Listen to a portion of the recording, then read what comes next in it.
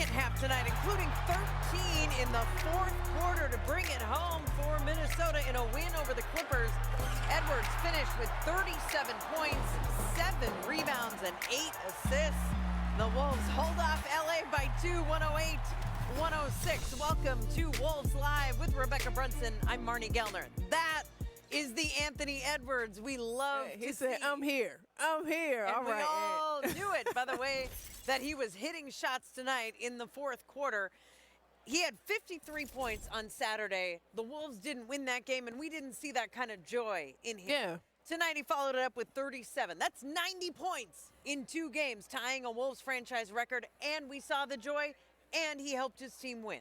I mean, I do love the way that everybody was rallying around him. The energy was better. Obviously, when you're in a tight game and it's going back and forth, you celebrate all of the moments. But I appreciate the way Ant decided to put the offense on his back. Look, he did in the second half. He really started cooking, right? If you think about the way that he scored and the way that he was able to amass these points, he shot 70% at the rim, so he was not afraid to get downhill. He didn't settle for a lot. You know, he did take some mid-range shots, but overall, he got to the rim and he shot the three, shooting 50% from three. So the way that he is playing so confidently, no matter what type of defense is getting thrown out at him over the last two, it's really fun to watch. You know, I think the Clippers did a bad job of really throwing doubles and triples at him because a lot of the times, you know, the defense would stay with them. The secondary defender would stay for a little while, but then they would leave to try to get back in theirs. So instead of Ant going quick with the attack, he kind of was patient. He watched the defender leave, and then he decided to go. So the way that he's been able to manipulate defenses in this game and the last game, he's putting it together now. You can see a little bit of growth from him, and that's what you need to see. A guy that no matter how he's being guarded is going to figure out how to score. So I'm happy for him. The 53, yes, but then amassing 90 points in 2 games, it's been impressive, and it's been, you know, what the Wolves need, and you can see that the bench and everybody else is rallying behind him. And it is significant because after that Celtics loss, we saw Anthony Edwards' frustration at an all-time high. He responded with the 53 in Detroit and now the 37 tonight. And as you said, starting to figure out the defenses and the double teams. That is significant growth from Anthony Edwards. Dante DiVincenzo was in the starting lineup tonight. The first time Chris Finch had made a change this season. He started the game, he closed the game, and Dante only had 2 points in the first half. Yeah. He gave the Wolves 13 in the second half. He did. You know, you can't put all of this on the fact that you change your starting lineup because, you know, if you think about the first quarter in this game, the Wolves got outscored 16-27. But it did allow Dante to get in a little bit of a rhythm earlier on. So he found his shot. He was able to put some things together. You know, he changed the pace. You know, he saw a little bit of Mike Conley in that floater right there, right? So he channeled his best Mike Conley and being able to get that done. And I think the interesting thing about having him as a starter is the fact that when you look at the net, he was his best when Mike Conley was on the floor with him. Right? So, yeah, you try to stagger the minutes a little bit. You try to bring Mike off the bench. But when those two guys were playing together, it was really good for the offense. Mike came in off the bench and found some success, too, playing against the Clippers' second unit. But the combination of those two players really was good for the offense. Individually, they were able to find their own offense. But as you can see, as the game went on, collectively as a team, they had great flow. And that's really interesting. And it might unlock something for Chris Finch as he sees these different lineups now that he made the change in the starting lineup, assuming he goes forward with it. Yeah. When to pair Conley and DiVincenzo together and just what we learned in watching this first game of that here tonight. Coming off the bench, Naz Reid stayed in his same position as a reserve tonight, but 18 points from Naz. Yeah, and I think that is a great place for Naz. I know that you always talk about guys being capable starters, yes, but him coming in off of the bench, he really gives this second unit a burst. You know, he was able to get downhill, had big plays offensively and defensively. The 18 points is going to kind of stand out on the stat sheet, but he was really active in this game, had some tough defensive matchups, was able to use his size and physicality on the defensive end as well. But, you know, a catalyst for this bench unit, the 18 points, like we said, Mike Conley came off the bench. He had 11 points as well. But Naz is just always going to be the guy that you can rely on to come and give you something. He's different than Randall. He's different than Rudy, right? He plays much better off of the perimeter and with his instincts and getting downhill, but also going to be physical. He can shoot the three. He can do a little bit of everything. So I'm happy to see him be able to contribute off the bench for this team. And not only 18 points, but 7 rebounds and 3 assists. And Nas played 31 minutes tonight for the Timberwolves. End result, it's a win over the Clippers by 2. We'll bring you reaction from the head coach and hear from Chris Finch after this.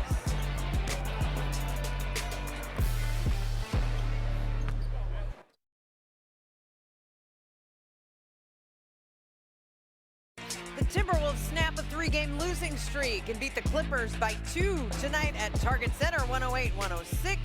Let's bring you reaction now from the head coach. Here's Chris Finch after the game tonight. Coach, battle back from down 19. There's been a lot of games where you've battled back this season, but just to come out on top in the final moments like that, how nice is it? Yeah, survived another slow start. Finally got our defense going. You know, I thought it was both sides of the ball to start the game. Couldn't make a shot, and then thought our defense was soft, but all credit to ourselves. We turned it around there and found rhythm on both ends. So.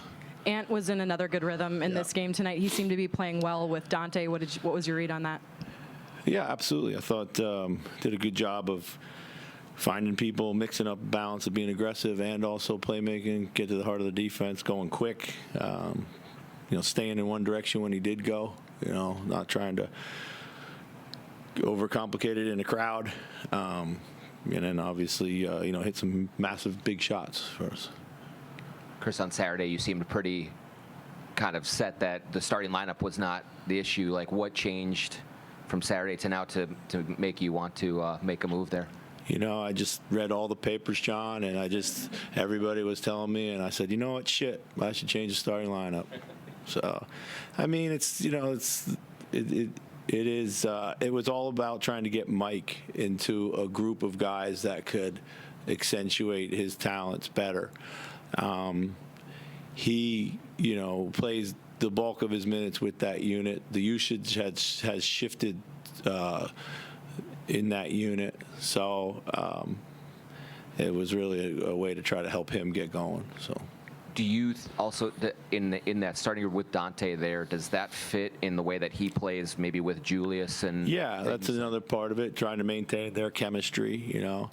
Obviously that unit, you know, struggled out of the gate, so, you know, like anything else is going to take a little time, but you know, I thought they were much better in the third, you know, found a rhythm, played. They did play with pace. They pushed it even in the first half, you know, when they were trying to, you know, get it going. They were at least playing with pace. So, talked about the ways in which Ant's been better offensively. What was the process like? How did he rediscover that force? Yeah, I think, you know, after his comments the other day, he's pretty self-aware sometimes. You know, he came into practice and he just said, I gotta be myself. I'm letting this get to me too much. I gotta get back to kind of the joy of the game and you know, being aggressive, you know, and not worrying about like what the defense might or might not do. Reality is he's good enough to be able to handle it all. Obviously, it's you got to sift through it all as it comes at you. You know, and it's a sign of mental toughness is really what it is. I think he had gotten to a point where he knew he needed to kind of course correct. So, and then Mike, like you said, making that shift really does kind of help him. But is that one of those guys where, you know, taking him out of the starting lineup, probably hasn't done that in a long time, but you just know that he's going to take everything in the best possible way? Yeah, of course. I mean, I talked to him this morning about it. He, you know, I kind of asked his permission to do it, just given his pedigree and his amazing career. And he was all for it. You know, he'll do whatever we need him to do, and he understood. You know, and I think he was kind of welcoming of it. So. Gobert and Zubac are really going at it. Hard competition.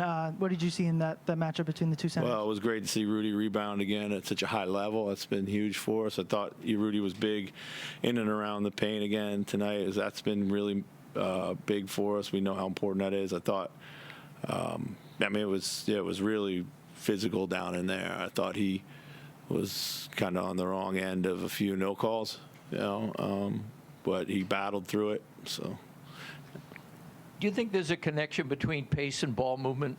If you're bringing the ball up faster, is it tendency? Seemingly for us there is. We get it up with some thrust. We usually get a couple passes in there nice and early. Yeah. And is that one of the things that you get with Dante that you not that Mike doesn't bring it up, but he's much more methodical, whereas Dante seems to be kind of trying to push an envelope right away. Yeah, I think Dante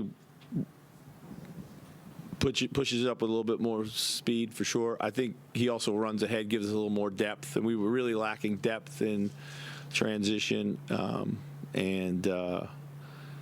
so he gets ahead of the play, and he's not really looking to bring it, and we know that Ant and Julius will be the primary handlers in that crew. So it just gives us a little bit more kind of a.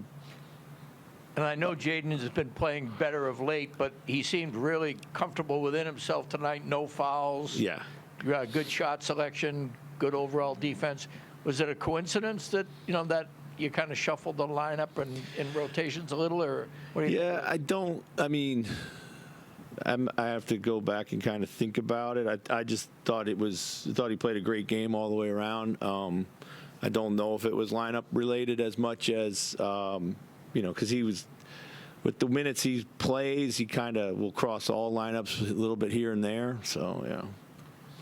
Is part of one of Naz's gifts his ability to just kind of fit in almost any lineup combination? Seems like kind of whoever he's been out there with this season, he's found a way to be impactful today. It's a different group in ways. Yeah, I think so. I think that's been his gift since I've been working with him. I mean, whatever his role has been, backup 5, starting at the 4, 20 minutes, 15 minutes, whatever. Yeah, he's always found a way to impact. So. Yep, thanks. A lot of solid contributions for the Timberwolves tonight, including Dante DiVincenzo into the starting lineup. We'll hear from DDB after this.